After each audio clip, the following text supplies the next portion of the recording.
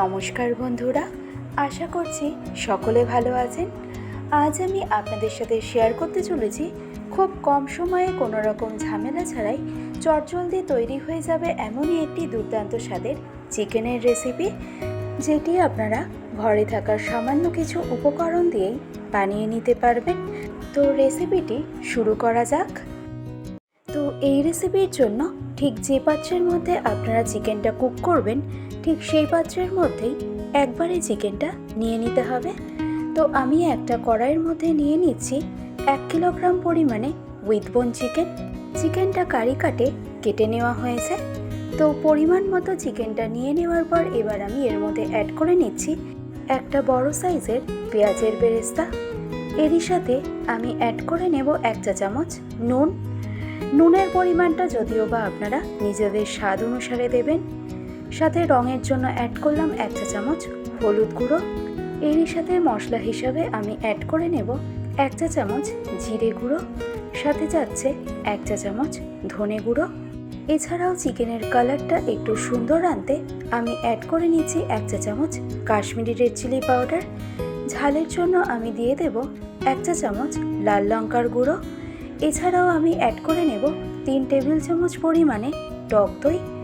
Next add করব একটা medium সাইজের তেজপাতা, যেটা দুটো ভাগে কেটে নিয়ে দিয়ে দিলাম। নেক্সট আমি অ্যাড করব 2 চা চামচ আদা রসুন বাটা। চিকেন রান্নাতে সবসময় আদার তুলনায় চেষ্টা করবেন রসুনের পরিমাণটা একটু বেশি রাখার। নেক্সট পেঁয়াজ বেরেস্তা ভেজে নেওয়ার পর যে তেলটা ছিল সেখান থেকে 2 টেবিল চামচ সর্ষের তেল দিয়ে দিলাম। এবার ব্লেন্ডিং জারের মধ্যে আমি অ্যাড করলাম 3টে আমন্ড বাদাম, অ্যাড করলাম 1 টেবিল চামচ পোস্ত, আর অ্যাড করে নেব 2 টেবিল চামচ পরিমাণে গ্রেট করা নারকেল। এবার হাফ কাপের মতন জল অ্যাড করে আমন্ড, পোস্ত ও গ্রেট করা নারকেলের একটা স্মুথ পেস্ট তৈরি করে নেব। এবার এই আমন্ড, পোস্ত ও নারকেলের পেস্টটা ডিরেক্ট আমি চিকেনের মধ্যে দিয়ে দেব।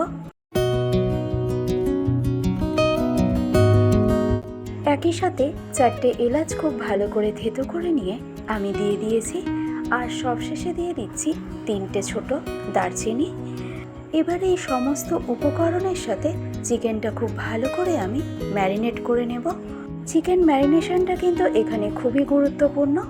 আর হ্যাঁ, চিকেন ধুয়ে পরিষ্কার করে নেওয়ার পর চেষ্টা করবেন বেশ কিছুক্ষণ সময় ধরে চিকেনের জলটা খুব ভালো করে ঝরিয়ে নেওয়ার।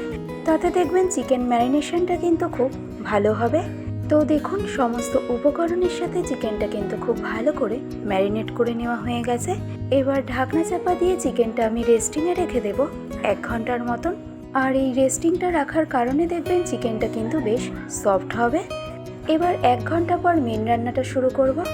আর সেটা বিশেষ কিছুই নয়, জাস্ট গ্যাসের ফ্লেমটাকে একদম মিডিয়ামে রেখে এভাবেই ঢাকনা চাপা দিয়ে চিকেনটা কুক করতে হবে 25 মিনিটের মতন। তার মাঝে কিন্তু ঢাকনাটা খুলবেন না, কারণ ঢাকনা খোলার কিন্তু কোনো রকম নিয়ম নেই। চিকেনটাকে এভাবেই ঢাকনা চাপা দিয়ে মিডিয়াম ফ্লেমে কুক করতে হবে 25 মিনিট।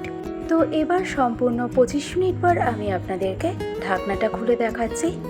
তো দেখুন, আমাদের চিকেনের গ্রেভির থেকে তেলটা কিন্তু ভেসে উঠেছে, আর গ্রেভির কালারটাও কিন্তু বেশ দারুণ এসেছে। তো এবার আমি সবশেষে অল্প একটু জায়ফল একটু গ্রেট করে দিয়ে দেব। এতে দেখবেন চিকেনের ফ্লেভারটা কিন্তু দারুণ আসবে। খুবই সামান্য পরিমাণেই জায়ফলটা দিতে হবে। আর সবশেষে আমি দিয়ে দিচ্ছি হাফ চা চামচের থেকে একটু বেশি পরিমাণে মিট মশলা। যে কোনো ব্র্যান্ডের মিট মশলাই আপনারা এখানে ব্যবহার করতে পারেন। এবার ফাইনালি চিকেনটা খুব ভালো করে একটু নেড়ে ছেড়ে নেব।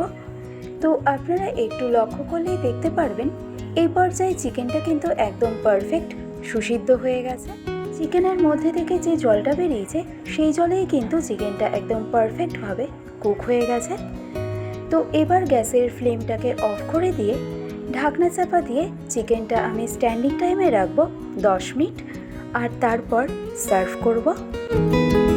তো আশা করছি আমার আজকের এই সহজ চিকেন রেসিপিটি আপনাদের কাছে সহজ মনে হয়েছে।